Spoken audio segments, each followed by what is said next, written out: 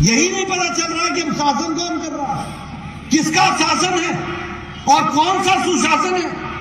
लेकिन अगर नीचे जंगल राज हो तो लक्ष्मी का क्या करना।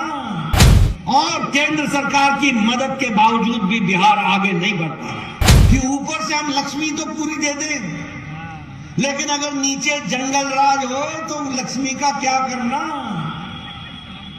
मैं ठीक बोल रहा हूं क्या? अगर ऊपर से हम आपकी मदद भी कर दें और नीचे अगर जंगल राज हो तो क्या होगा? भ्रष्टाचार होगा, और भ्रष्टाचार के साथ साथ विकास में गतिरोध होगा।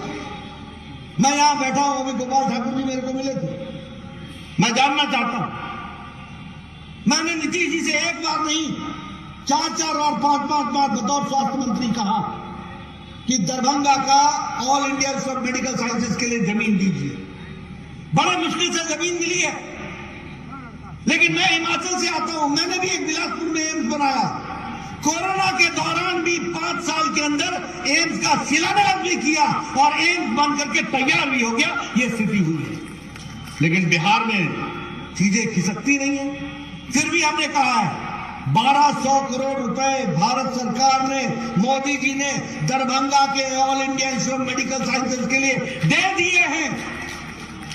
बिहार सरकार ने 85 एकड़ जमीन हमको दे दी है। हमको 200 एकड़ चाहिए, उसकी व्यवस्था करनी होगी और उसको आगे बढ़ाना होगा हर दृष्टि से। आप बताइए, ये शाहनवाज हुसैन हमारे मंत्री थे, इन्होंने मखाना इंडस्ट्री को आगे बढ़ाने का काम किया कि नहीं किया? और जहां छोड़ा वहीं रुक गया, जहां छोड़ा वहीं रुक गया। आप बताइए, ऐसी सरकार को रहने देना है क्या? ऐसी सरकार को रहने देना है क्या? मुझे नहीं मालूम कि नीतीश जी ने जो भी फैसला किया ये उनको मुबारक, वो जाने, लेकिन क्या सोच के किया? बिहार की जनता का क्या किया? भारतीय जनता पार्टी, हमारे कार्यकर्ता, हम सब लोग बिहार को विकास की ओर ले जाना चाहते थे। अब मैं नीतीश जी के लिए उन शब्दों का प्रयोग नहीं करूंगा जिन शब्दों के साथ आजकल उनका वो पर्यायवाची बन गए, लेकिन मैं इतना जरूर कहूंगा कि उन्होंने बिहार की जनता के जनादेश का निरादर किया। उन्होंने बिहार की जनता के जनादेश को का अपमान किया और उन्होंने बिहार की जनता को धोखा दिया।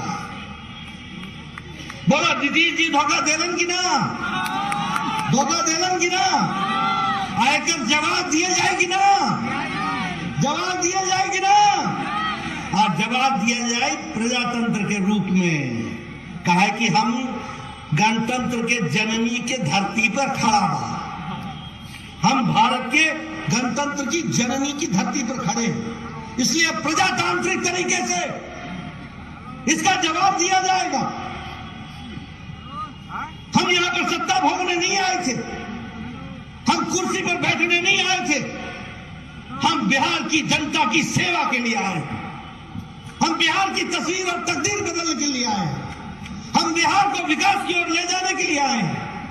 क्या कारण था कि आपका पटना का all India institute of medical sciences एक बड़ी बुरी हालत में था, और क्या कारण था जब हमारी सरकार बन गई तो 5 साल के अंदर उसको हमने फिर से जागृत किया और कोरोना के दौरान सबसे ज्यादा लड़ाई लड़ने वाला संस्थान all India institute of medical sciences Patna बन गया।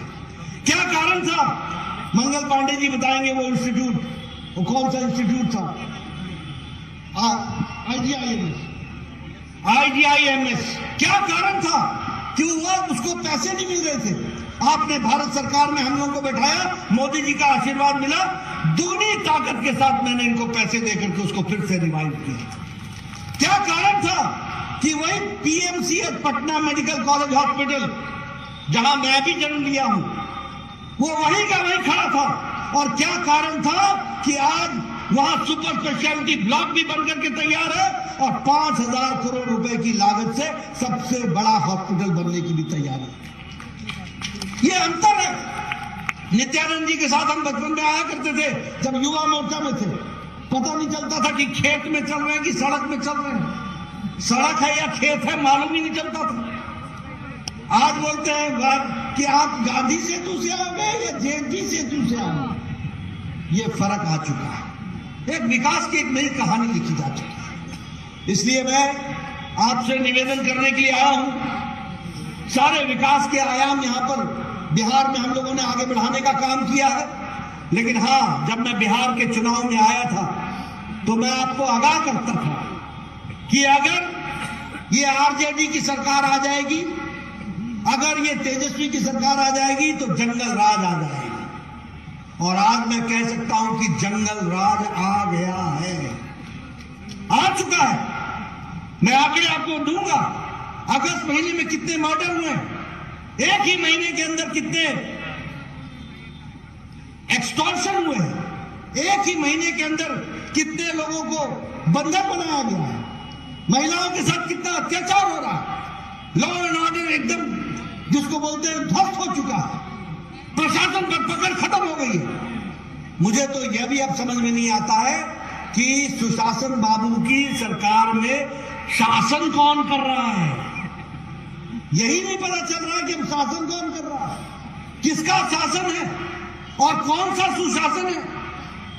बिहार की व्यवस्थाएं चरमरा गई हैं, बिहार की व्यवस्थाएं प्रशासनिक दृष्टि से ठप हो गई हैं और केंद्र सरकार की मदद के बावजूद भी बिहार आगे नहीं बढ़ पा रहा। और इसीलिए मैं आपसे अपील करने आया हूं, मैं आपसे निवेदन करने आया हूं, मैं आपसे गुजारिश करने आया हूं, मैं आपसे अर्ज करने आया हूं कि समय आ गया है जब बिहार को भारतीय जनता पार्टी विशुद्ध रूप से आगे ले जाए।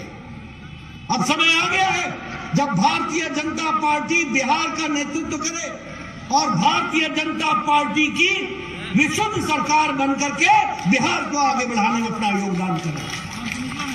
सिर्फ खबर दिखाना देशवा न्यूज का मकसद नहीं, देशवा न्यूज की कोशिश है कि समाज की सूरत बदलनी चाहिए। देशवा न्यूज पर वीडियो देखने के लिए लाइक करें, सब्सक्राइब करें, साथ ही बेल आइकन दबाना न भूलें।